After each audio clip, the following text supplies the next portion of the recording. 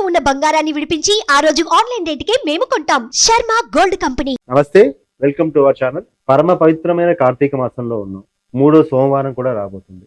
పైగా సంకష్టహర చతుర్థి, చాలా పవిత్రం. రెండు కలిసి వచ్చాయి కాబట్టి ఆ రోజు ఏం చేయాలి, శివుడినైనా వినాయకుడినైనా ఎలా ఆరాధించాలి, మనం ఎలాంటి పూజా కార్యక్రమాలు చేయాలో మనకు తెలియజేయడానికి మనతో పాటు ఉన్నారు ప్రముఖ ఆధ్యాత్మికవేత్త, జ్యోతిష పండితులు, బ్రహ్మశ్రీ డాక్టర్ శివ సుధీర్ శర్మ గారు. గురువు గారిని అడిగి పూర్తి విషయాలు తెలుసుకుందాం. నమస్కారం గురుగారు. శ్రీమాత్రే నమః, శ్రీ గురుభ్యో నమః. గురుగారు, కార్తీక మాసంలో 3వ సోమవారం చాలా పవిత్రమైంది. పైగా సంకష్టహర చతుర్థి. ఆ రోజు పాటించాల్సిన విధి విధానాలు ఏంటి, మనకున్న కష్టాలన్నీ తొలగిపోయి ఐశ్వర్యవంతులు అవ్వాలంటే ఏం చేయాలి, ఎలా శివుణ్ణి ఆరాధించాలి? కార్తీక మాసమే అత్యంత పరమ పవిత్రమైనటువంటి మాసం. మనకి 4 మాసాల్లో కార్తీక మాసం వాతావరణ రీత్యా కావచ్చు, ఆధ్యాత్మికత వెల్లివిరిసేటువంటి ఒక పవిత్రమైనటువంటి మాసంగా కార్తీక మాసాన్ని భావిస్తూ ఉంటాం. కార్తీక మాసంలో వచ్చేటువంటి సోమవారమే విశేషం అనుకుంటే, అందులో సంకష్టహర చతుర్థి రెండు కలిసి రావడం అంటే సామాన్యమైనటువంటి విషయం కాదు. ఇటీవల వస్తున్నటువంటి పండుగ రోజులు చూసుకుంటూ ఉంటే నిజంగా ప్రతి దేవతకి ఏ నక్షత్రము, ఏ వారము ఏదైతే బాగా ఇష్టప్రీతికరంగా ఉంటాయో అవి రెండు ఎక్కువగా కలిసి రావడం ఎక్కువగా జరుగుతూ ఉన్నది. మనం కార్తీక మాసంలో మొదటి మంగళవారం తీసుకుంటే నాగుల చవితి కలిసి రావడం, అవునండి, అట్లా ప్రతి ఒక్క దాంట్లో కూడా ఒక ప్రత్యేకత సంతరించుకుంటూ వస్తూ ఉన్నాయి మనకి పండుగలన్నీ కూడాను. కార్తీక సోమవారం రోజున ఈశ్వర ఆరాధన చేస్తేనే మనకు ఉండేటువంటి సకల మానసికమైనటువంటి రుగ్మతలు తొలగిపోతాయి. సోమశేఖరుడు, చంద్రశేఖరుడు అని పిలుస్తూ ఉంటాం శివుణ్ణి. చంద్రుడిని శిఖలో అలంకరించుకున్నటువంటి దైవాంశ. అలాంటి ఈశ్వరుడికి సోమవారం రోజున ఎందుకు చేయాలి అంటే, చంద్రశేఖరుడు, చంద్రుడే ప్రధానంగా కనబడుతూ ఉన్నాడు అక్కడ. ఒక మాట చెప్పాలంటే కార్తీక మాసంలో మనకి ముఖ్యంగా మొదటి సోమవారం మామూలుగా చేస్తూ ఉంటాం, చివరి సోమవారం కాబట్టి తప్పనిసరిగా చేయాలి అనేటువంటి ఆలోచన ఉంటుంది. కానీ 2వ సోమవారం, 3వ సోమవారానికి ఒక ప్రత్యేకత కూడా సంతరించుకుంటూ ఉంటుంది. దేనికి అంటే, పౌర్ణమి ముందు, వెంటనే పౌర్ణమి తర్వాత. ఇక్కడ మనం కార్తీక మాసం మొత్తం చేస్తున్నది కార్తికేయుడికి, సుబ్రహ్మణ్యేశ్వర స్వామి వారికి చేస్తూ ఉంటాం, ఎక్కువగా శివుడికి చేస్తూ ఉంటాం, విష్ణుమూర్తికి చేస్తూ ఉంటాం. ఈ పౌర్ణమి తర్వాత వచ్చేటువంటి సోమవారం ఏదైతే ఉందో, నిజంగా పౌర్ణమి ముందు ఉండేటువంటి సోమవారం శివుడికి చేస్తే ఒక రకమైనటువంటి ఫలితాన్ని మనకి లభిస్తూ ఉంటే, పౌర్ణమి తర్వాత చంద్రుడు క్షీణిస్తూ ఉంటాడు. క్షీణచంద్రుడు అంటాం. అంటే చంద్రుడు బలం తగ్గిపోతూ ఉంటుంది.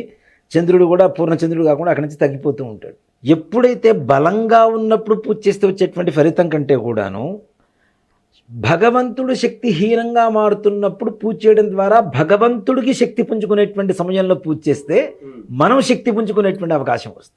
అంతే కదా. ఇప్పుడు చంద్రుడు క్షీణిస్తున్నాడు, ఆయన గురించి మనం ఎక్కువ పూజలు చేస్తున్నాము అంటే అటువంటిగా ఆయనకి శక్తి పుంజుకుంటాడు. క్షీణదశలో ఉన్నవాడు కూడా శక్తి పుంజుకుంటాడు. ఇప్పుడు ఏంటి, బలంగా ఉన్నవాడు మనమే మాట్లాడాల్సిన అవసరం లేదు. బలంగా ఉన్నావు, బాగున్నావు నాన్న అని చెప్పవచ్చు. అదే బాగా ఏదన్నా అనారోగ్యంతో ఉన్న వాడికి ధైర్యం చెబుతాం మనం, నాన్న మంచిగా ఉండు, మంచి ఫుడ్ తీసుకో, బాగుంటుంది, ఏం కాదులే నీకు, మంచిగా ఉంటుందని మనం ఎక్కువగా వాళ్ళని పలకరిస్తూ ఉంటాం కదా. అలానే క్షీణదశలో ఉన్నటువంటి చంద్రుడికి సోమవారం రోజున, అందులోనూ కార్తీక సోమవారం రోజున సంకష్టహర చతుర్థి, మనం వినాయక చవితిలో తీసుకున్నా కూడా చంద్రుడే ప్రధాన పాత్ర పోషిస్తూ ఉంటాడు మనకి. ఇక్కడ సంకష్టహర చతుర్థికి కూడా గణపతికి వినాయకుడే, మన ఈ చంద్రుడే ప్రధానంగా పాత్ర పోషిస్తూ ఉంటాడు.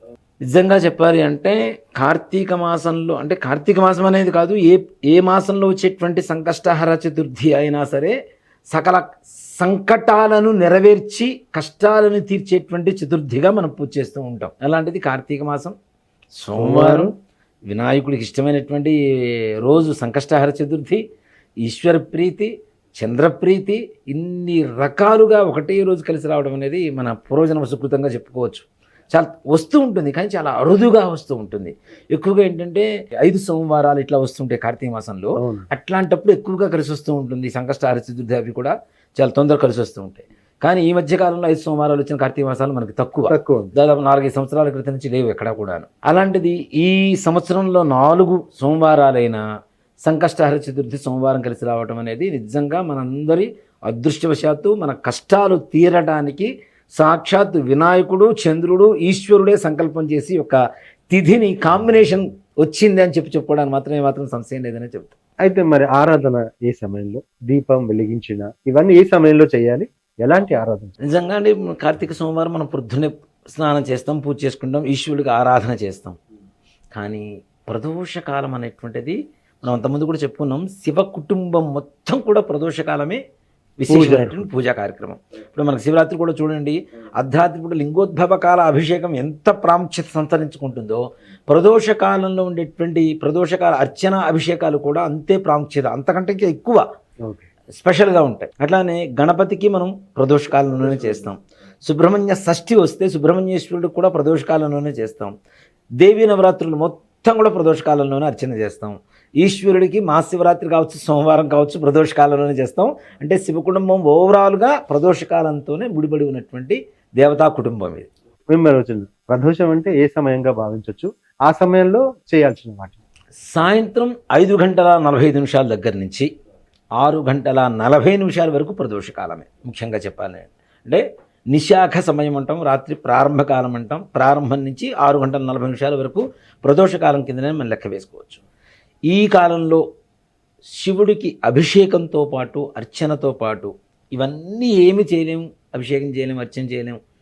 దర్శనం, అలాగే ఒక బిల్వం ఈశ్వరుడికి సమర్పించిన, నిజంగా 3వ సోమవారం రోజున, ఈ చంద్ర క్షీణదశలో ఉన్నటువంటి సోమవారం రోజున చంద్రశేఖరుడికి పూజ చేస్తే తప్పనిసరిగా ఆ చంద్రుడి బలంతో మానసికమైనటువంటి ధైర్యం పెరుగుతుంది, మానసికమైనటువంటి రుగ్మతలు తొలగిపోతాయి.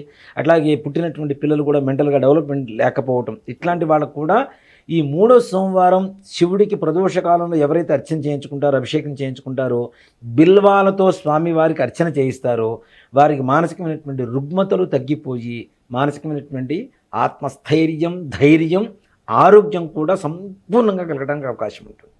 అంటే అది చేసేటప్పుడు ఏదైనా మంత్రం జపించడం అలాంటిది, ఏ మంత్రం జపిస్తే బాగుంది? ఒక్క మాట చెప్పారంటే, పరమేశ్వరుడికి పంచాక్షరి మంత్రానికి మించినటువంటి మంత్రం లేదు. కానీ దానికి తోడుగా మనకు ఐశ్వర్యం కూడా కావాలి అంటే ఓం శ్రీం నమః శివాయ, ఓం శ్రీం నమః శివాయ. శ్రీం అనేది మనం చెప్పటికి లక్ష్మీదేవి బీజాక్షరంతోనే తీసుకుంటున్నాం మనం.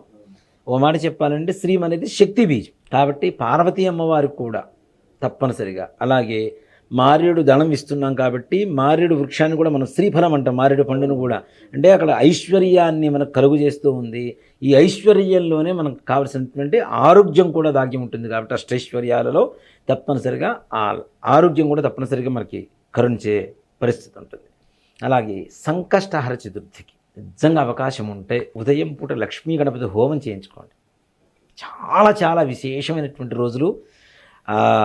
ప్రొద్దున్నే సూర్యోదయం కాకముందు యొక్క గణపతి, లక్ష్మీ గణపతి హవనం చేయించుకుంటే అది కూడాను చెరుకు ముక్కలు దొరుకుతాయి. చెరుకు ముక్కలు, అటుకులు, బెల్లం, ఎలక్కాయలు అని చెప్పి మనకి బయట దొరుకుతుంది. ఎలక్కాయలు, అలాగే స్వామివారికి మోదకాలు, వినాయకుడికి ప్రీతికరమైనటువంటివి, గరిక, బెల్లం, ఇవన్నీ కలుపుకుంటే అష్టద్రవ్యాలు 8 రకాల ద్రవ్యాలు అవుతాయి. విప్ప నూనె, ఇవన్నీ కలుపుకుంటే 8 రకాల ద్రవ్యాలు, అష్టద్రవ్య లక్ష్మీ గణపతి హోమం ఉంటుంది. అది చేయించుకుంటే దివ్యమైనటువంటి పరిపూర్ణమైనటువంటి కార్య దిగ్విజయంగా ముందుకు వెళ్తాయి. తప్పనిసరి కార్యాలు ఏ పని చేయాలన్నా లేకుండా. ఇప్పుడు చాలా మంది కూడాను ఎన్నో రోజుల నుంచి ప్రయత్నిస్తుంటారు, ముందుకు వెళ్ళడం ఏదో విఘ్నం కలుగుతూ ఉంటుంది.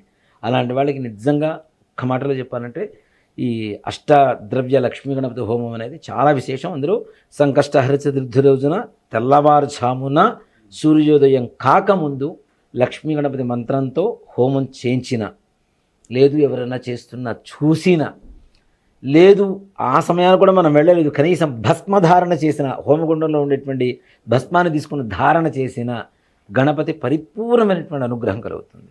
అంటే మామూలుగా కార్తీక పౌర్ణమి మొన్ననే అయిపోయింది, 365 ఒత్తులు వెలిగిస్తే సంవత్సరం అంతా పుణ్యం కలుగుతుందని అందరూ అంటున్నారు కదా.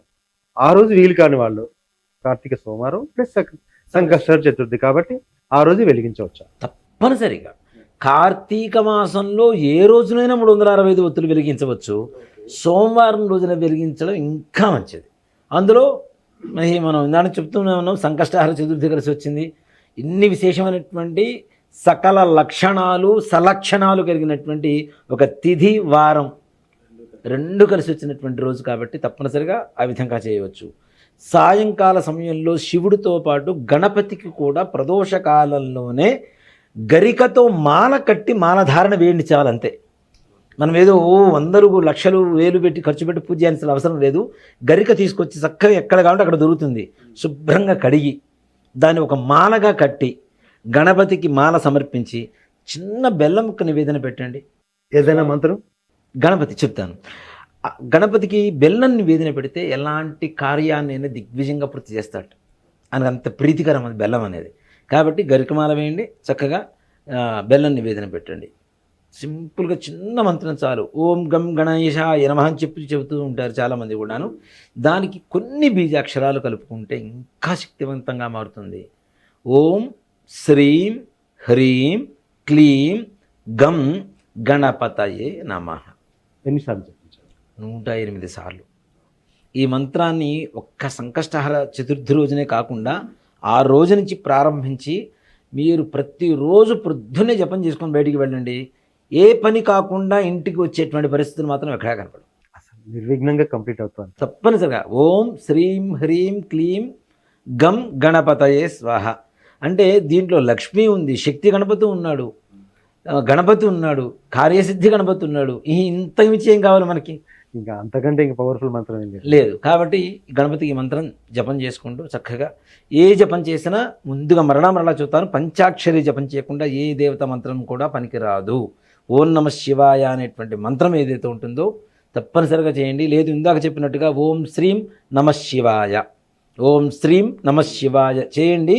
ఇంట్లో లక్ష్మీదేవి పరిగెత్తుకుంటూ వచ్చి మీ బీరువారు కూర్చోపోతే అడగండి. చాలా చక్కగా తెలియజేశారు సార్.